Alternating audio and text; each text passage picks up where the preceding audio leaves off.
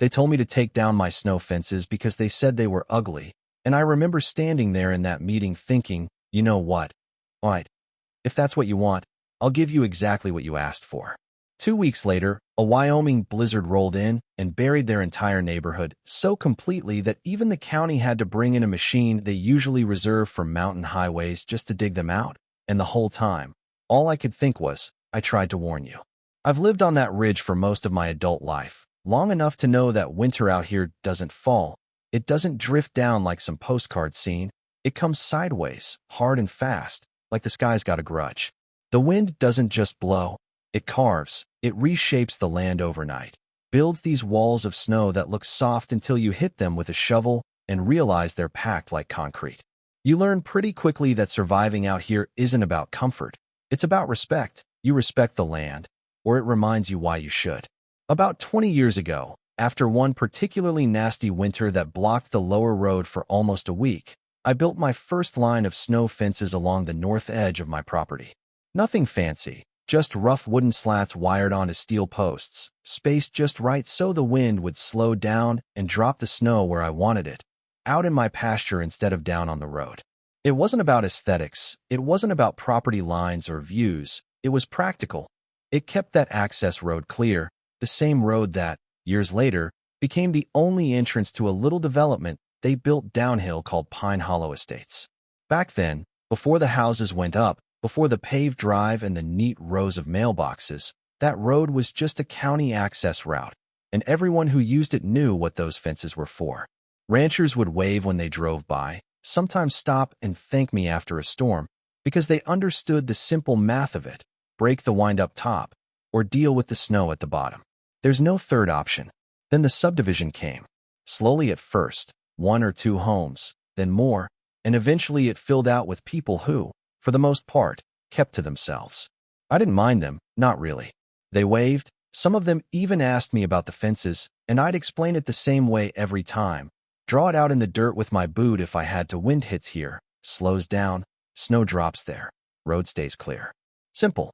But things changed when the new HOA board took over. You could feel it before anything official even happened, that shift in tone, like suddenly everything needed to be managed and standardized. I got my first hint when a guy named Carl, who had lived there a few years and always seemed reasonable, stopped by one afternoon and said, "Hey, just a heads up, the new board's been talking about your fences." I remember leaning on the tailgate of my truck, looking past him at the ridge line where those fences stood, gray and weathered but solid, doing exactly what they were built to do. "Talking how?" I asked. He hesitated, scratched the back of his neck.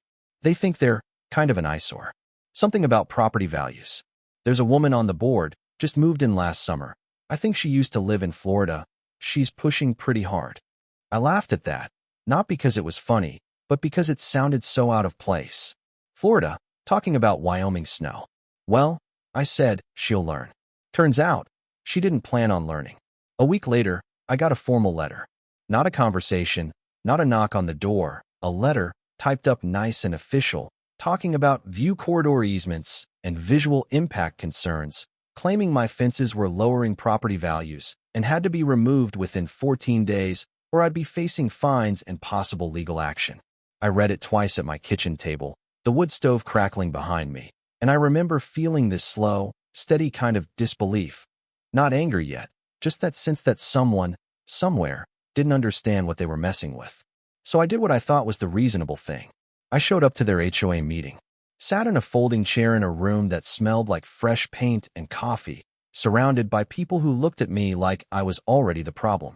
At the front was the new board president, a woman named Dana Whitaker, sharp haircut, polished voice, the kind of person who speaks like everything she says is already final. When it was my turn, I stood up, kept my voice calm, and explained it all: the wind patterns, the way snow moves across open land, how those fences weren't there for me, they were there for them. I even brought printed weather data, photos from past winters, showed them exactly where the drifts would form if the fences came down. Dana listened, or at least she looked like she was listening, nodding slightly, hands folded. Then when I finished, she smiled. Not a warm smile, more like the kind you give when you've already made up your mind. "We appreciate your input," she said, but we have professional snow removal services. We don't believe these structures are necessary, and frankly, they detract from the visual appeal of the community. I remember pausing there, just for a second, letting that settle. With respect, I said, your plows won't matter if the snow piles faster than they can clear it. This isn't about preference, it's physics. A few people shifted in their seats. Someone sighed, and Dana just tilted her head slightly and said, we'll take that into consideration. They didn't. The notice stood. 14 days. Remove the fences. No compromise. And that's the moment, if I'm being honest, where something in me changed. Not out of spite. Not exactly. More like I realized they weren't interested in understanding, and I wasn't going to fight a battle they had already decided to ignore. So I went home, looked out at those fences one more time as the wind rolled over the ridge, and I made a decision. I was going to comply. Completely.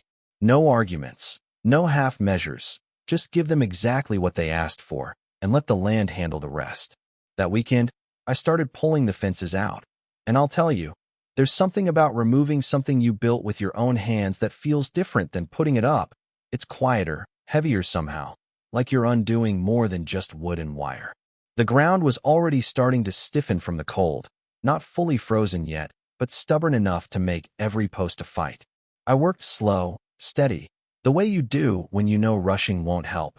Each steel stake rocking back and forth until it gave, each slat coming loose with that dry creak of old wood that's seen too many winters. My neighbor up the ridge, Old Man Fletcher, drove by at one point and slowed his truck, rolled down the window. You really taking those down? He called out. Yep, I said, wiping my hands on my coat. He looked past me at the line where the fences had already started to disappear, then back at me. They make you do it. I nodded. He just shook his head slowly, like he'd seen this kind of thing before. Well, I hope they've got good shovels down there. Then he drove off, leaving me with that quiet little sentence hanging in the cold air. By Sunday evening, the ridge looked different, too clean, almost open. You could stand there and see straight down into Pine Hollow Estates without anything breaking the line of sight. I guess that's what they wanted, a clear, uninterrupted view. Monday morning, I stacked the last of the lumber in my barn. By the time I came back out, I saw a dark SUV creeping along the lower road. It slowed near my driveway, then stopped. Dana stepped out, bundled up, but still looking like she belonged in a boardroom more than out here. She glanced up at the ridge, at the empty stretch where the fences used to be, then back at me.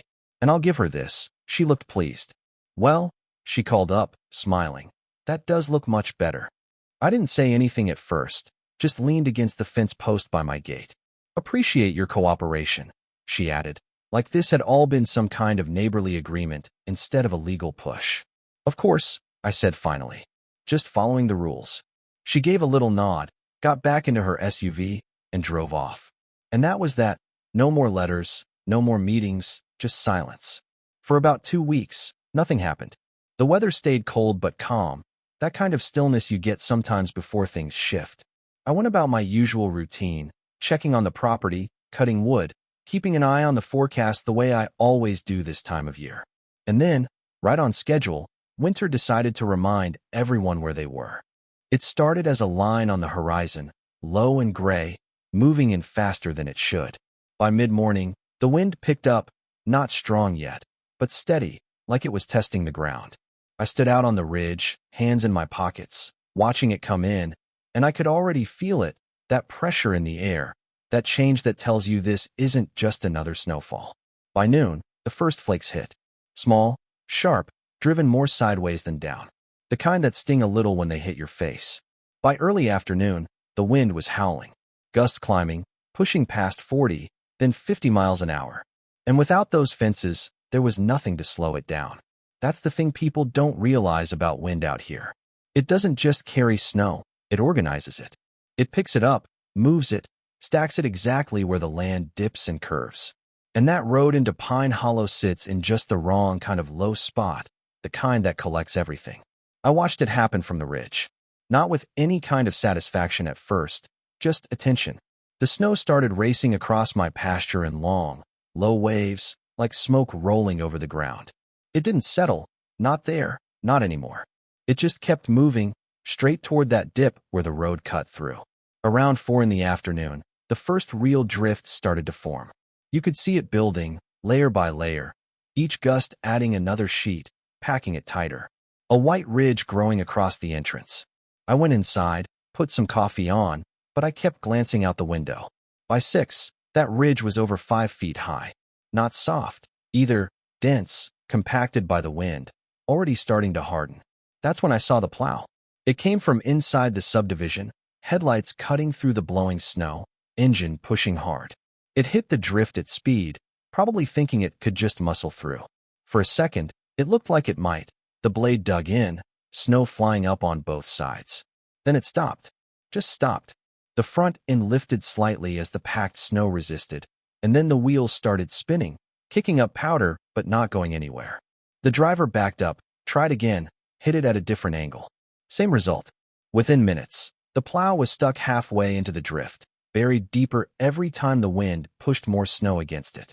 I stood there at the window, mug in my hand, watching that scene play out, and I remember thinking, this is exactly what I tried to explain. The storm didn't slow down. If anything, it got worse. The wind kept driving snow across the ridge, uninterrupted now, feeding that growing wall at the road. By nightfall, it wasn't just a drift anymore, it was a barrier. Somewhere around midnight, I stepped outside. The air was loud, filled with that constant roar of wind and ice. I walked a little way up the ridge, far enough to see the faint glow of lights down in Pine Hollow. And where the road had been, there was just a solid, unbroken mass of snow. Easily 10, maybe 12 feet high in places, stretched across the entire entrance. No in, no out. The next morning, my phone started ringing. At first, I let it go. I had a pretty good idea who it might be.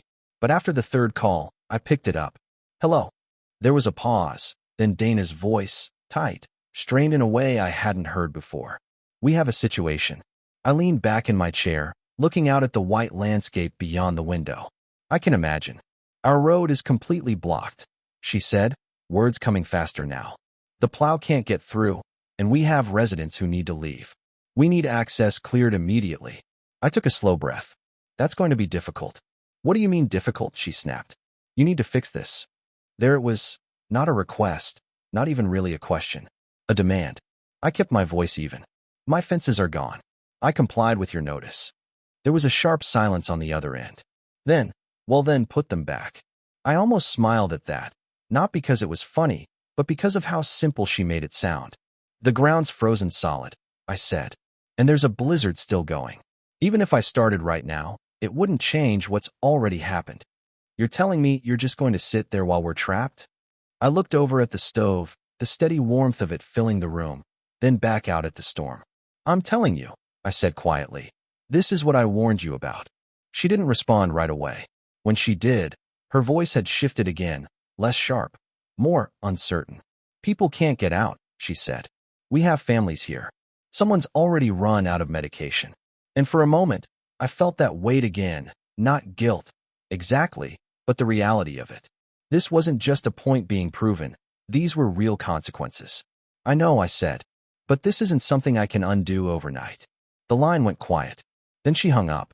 I sat there for a while after that, listening to the wind, thinking about how quickly things can turn when people mistake control for understanding. Down in Pine Hollow, the situation kept getting worse. The plow was abandoned, half buried now. A couple of residents tried digging by hand, but it was useless, every shovelful replaced by the next gust. The drift had hardened into something closer to ice than snow, layered and compacted, the kind of thing that doesn't move unless you bring serious equipment. By the second day, the county got involved. Not because anyone wanted to spend the money, but because they didn't have a choice anymore. Emergency access had to be restored. And when the county shows up with one of those rotary snow blowers, the kind you usually only see cutting through mountain passes, you know things have gone beyond normal. By the time the county truck showed up, the storm had finally started to ease, not stop completely, but enough that you could see more than a few yards ahead of you, enough that the damage, or the lesson, depending on how you look at it, was fully visible. I walked out to the ridge that morning, hands deep in my coat pockets, boots crunching over snow that had hardened overnight, and I could see them down there, bright orange and yellow machines inching their way toward what used to be the entrance to Pine Hollow. That rotary blower was something else, loud, slow, deliberate, chewing into that wall of snow like it was biting through layers of packed ice, throwing it high into the air in long white arcs that caught what little sunlight was breaking through the clouds. It wasn't quick work either.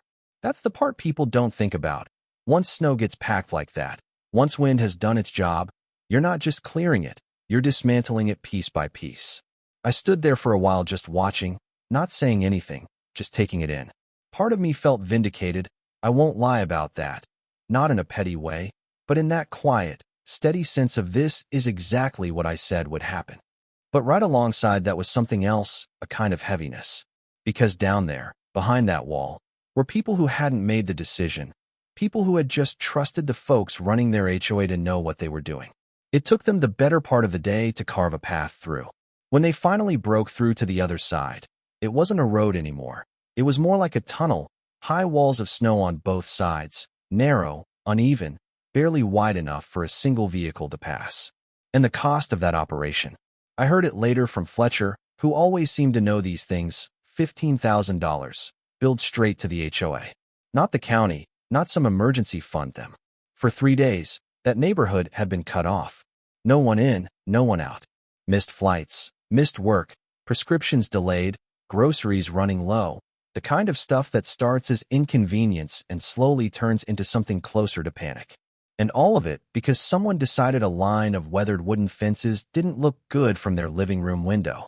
A few days after the road was cleared and things started returning to something like normal, I got another knock at my door. Not a letter this time, an actual knock. I opened it, and there stood Dana, but she looked different. Same coat, same posture, but the edge was gone. Behind her were 2 other board members, quieter, avoiding eye contact, shifting their weight in the cold. "Morning," I said. "Morning," she replied, and there was a pause there, longer than it needed to be, like she was choosing her next words carefully. We wanted to talk. I stepped aside and let them in. The house was warm, smelled faintly of wood smoke and coffee, the kind of place that doesn't rush you. We sat at the table, and for a moment no one said anything. Then Dana cleared her throat. "We may have underestimated the functional importance of your fences." I leaned back slightly, hands wrapped around a mug. That's one way to put it. One of the other board members, a younger guy named Ethan, spoke up. "We didn't realize how the wind patterns worked. We thought snow removal would be enough." I nodded. "That's a common assumption." Dana exhaled slowly, then finally said it. "We'd like you to rebuild them." There it was. Simple, direct, but very different from the way they'd approached me before. I let a few seconds pass, not to make a point, just to think. Because here's the thing. I could have said yes right then, gone back out, put everything back the way it was, and called it a day. But something about the way this all played out, it mattered. Not just the fences, but the understanding behind them. "I'm willing to do that," I said eventually. "But not the way it was before." Dana's brow tightened slightly. "What do you mean?" "I mean," I said, setting the mug down, "those fences aren't decoration. They're infrastructure. Safety infrastructure. And if I'm going to rebuild them, I need it in writing that they stay. No more complaints, no more notices, no more view corridor arguments 5 years from now when someone new moves in and decides they don't like the look of them." They exchanged glances. You could see the calculation happening, cost, liability, pride.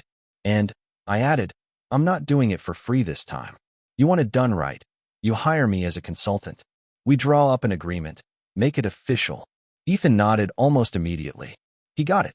Dana took a little longer, but eventually, she gave a small, tight nod. "That's reasonable." "Good," I said. "Then we're on the same page." The paperwork took about a week. Lawyers got involved, language got cleaned up, terms got defined. By the end of it, there was a signed document recognizing those snow fences as permanent safety installations, not subject to aesthetic disputes or HOA revisions. And once that was done, I went back out to the ridge. Rebuilding them felt different than tearing them down. There was a kind of quiet satisfaction in it, like putting something back where it belonged, but also knowing it wouldn't be questioned the same way again. The ground was still cold, but the worst of winter had passed, and each post went in a little easier than it had come out. Fletcher drove by again one afternoon, slowed like he always did. "Well," he called out, "looks like they found their shovels weren't enough." I smiled a little. Something like that. By the time I finished, the line of fences stretched across the ridge again, gray and simple and solid, exactly as they had been, except now, they carried a different kind of weight. Not just wood and wire, but a lesson that had cost $15,000 and 3 days of isolation to learn. I heard later that Dana moved away before summer. Back to Florida, someone said. Couldn't say I was surprised. Wyoming has a way of making its point, and not everyone sticks around long enough to hear it twice.